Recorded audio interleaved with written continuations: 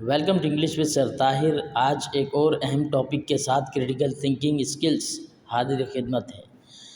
Critical thinking skills basically کیا ہے اور اس کی ڈیفینیشن کو ہم سمجھتے ہیں۔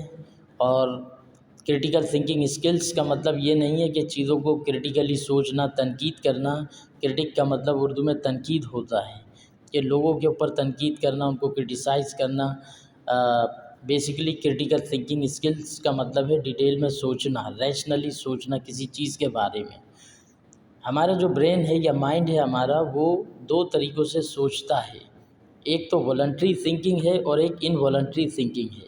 انوالنٹری تو یہ ہے کہ آپ دیکھ رہے ہیں یا آپ آٹومیٹکلی دیکھ رہے ہیں یا پھر آپ کا دل دھڑک رہا ہے، اس سے آپ کا کوئی کنسرن نہیں، کوئی کنٹرول نہیں ہے آپ کا، لیکن دل دھڑک رہا ہے، آپ سانس لے رہے ہیں، یہ انوالنٹری ہے۔ اسی طرح سے جو آپ سوچتے ہیں، جو آپ کی تھنکنگ ہے، وہ بھی انوالنٹری ہے کہ آپ مسلسل سوچ رہے ہیں۔ میں لیکچر ڈیلیور کر رہا ہوں تو تب بھی کچھ سوچ رہا ہوں۔ کرٹیکل تھنکنگ اسکلز لیکچر کے اوپر، یا آپ کچھ سوچ رہے ہیں یا مختلف کاموں کے بارے میں جو آپ کر چکے ہیں یا ایکسپیرینسز ہیں ماضی کے، ان کے بارے میں سوچ رہے ہیں یا آنے والے کل کے بارے میں سوچ رہے ہیں، تو مسلسل سوچ آپ کے ذہن میں چل رہی ہے۔ جو ہمارا مائنڈ ہے، ہمارا جسم تو آرام کرتا ہے، ہماری باڈی آرام کرتی ہے جب ہم تھک جاتے ہیں، لیکن ہمارا مائنڈ آرام نہیں کرتا، وہ مسلسل سوچتا رہتا ہے۔ تھنکنگ اس میں انوالنٹری تھنکنگ چلتی رہتی ہے، اور that is what my minds rest. یہی وہ چیز ہے جو ہمارے مائنڈ کو ریسٹ دیتی ہے، آرام دیتی ہے، کہ جب ہم سو بھی رہے ہوتے ہیں تو تب بھی ہمارا مائنڈ سوچ رہا ہوتا ہے۔ لیکن آج کا جو ٹاپک ہے وہ ہے کرٹیکل تھنکنگ اسکلز، تو اس کی ڈیفینیشن کو سمجھیں۔ Critical thinking is the ability to think clearly and rationally, چیزوں کو سوچنا کلیئرلی اور ریشنلی سوچنا۔ Understanding the logical connection between the ideas, اور لاجیکل کنیکشن فائنڈ کرنا آئیڈیاز کے درمیان۔ Critical thinking is the analysis of facts to form a judgment, analyze کرنا چیزوں کو اور ججمنٹ کرنا، کسی آرگومنٹ کو، کسی ڈسکشن کو، کسی پرابلم کو سولو کرنے کے لیے کرٹیکل تھنکنگ بہت امپورٹنٹ ہے۔ Critical thinking is self directed, self discipline, self motivated یا monitored and self corrective thinking ہے۔ اچھا، اس کے بعد یہ ہے کہ it presupposes assent to rigorous standard of excellence and mindful command of their use ہے۔ تو یہ ایک پری سپوزیشن ہے کہ پہلے سے سوچنا، چیزوں کو انالائز کرنا اور بیسٹ سلوشن اس کا دریافت کرنا۔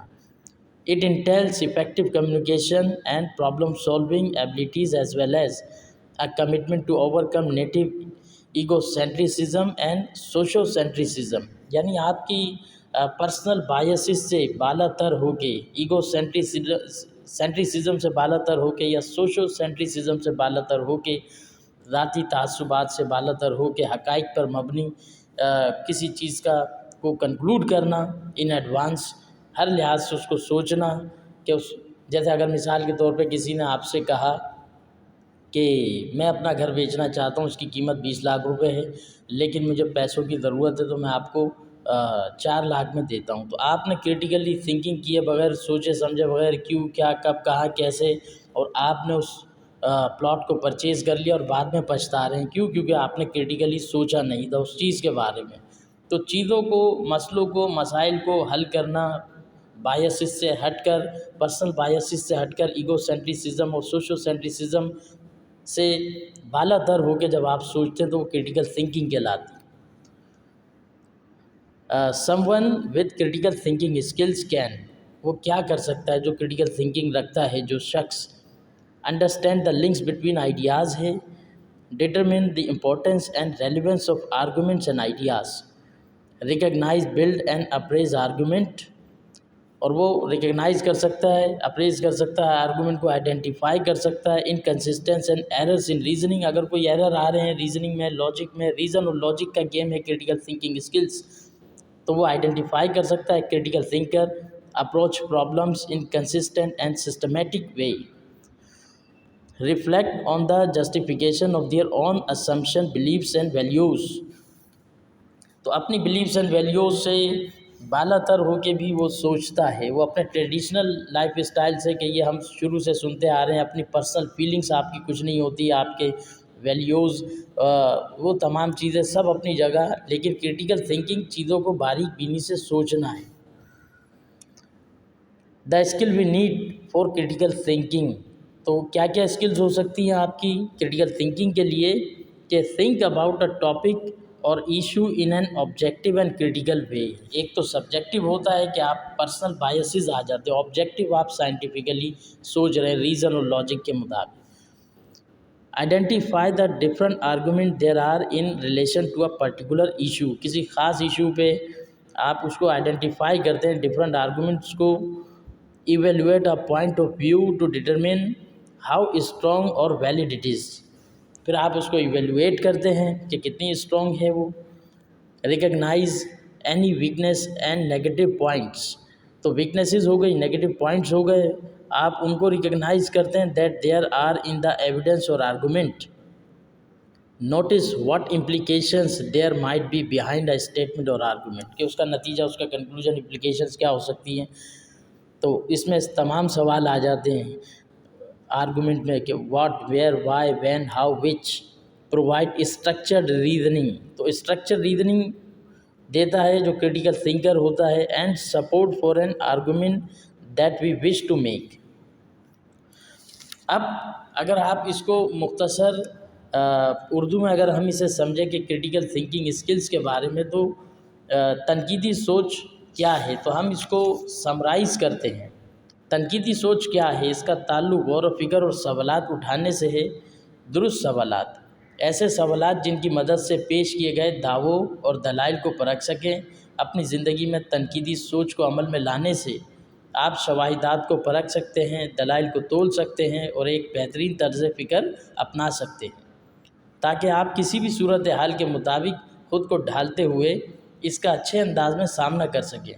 تنقیدی سوچ آپ کو اس قابل بناتی ہے کہ آپ کوئی فیصلہ کرنے یا قدم اٹھانے سے ایک قدم پیچھے ہٹتے ہوئے صورتحال کا ہر زاویے سے جائزہ لے سکیں.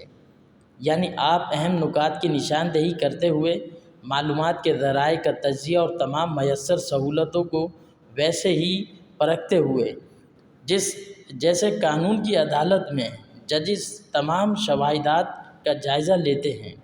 اس طرح آپ آزادانہ سوچ کو بروئے کار لاتے ہیں. تنقیدی سوچ کا مطلب ہرگز یہ نہیں ہوتا کہ آپ یوں ہی بلا وجہ لوگوں پر تنقید کرتے رہیں، بلکہ تنقیدی سوچ اس سے بھی کچھ بڑھ کر شے ہے. تنقیدی سوچ کا تعلق تخلیقی ذہن، خیرات افروزی اور حالات کے مطابق خود کو ڈھالنے سے ہے. پھر آپ صورت یا موضوع کا جائزہ لے کے یہ اندازہ لگاتے ہیں کہ کیا کسی فیصلہ کن نتیجے پر پہنچنے کے لیے آپ کے پاس تمام تر ضروری معلومات موجود ہے.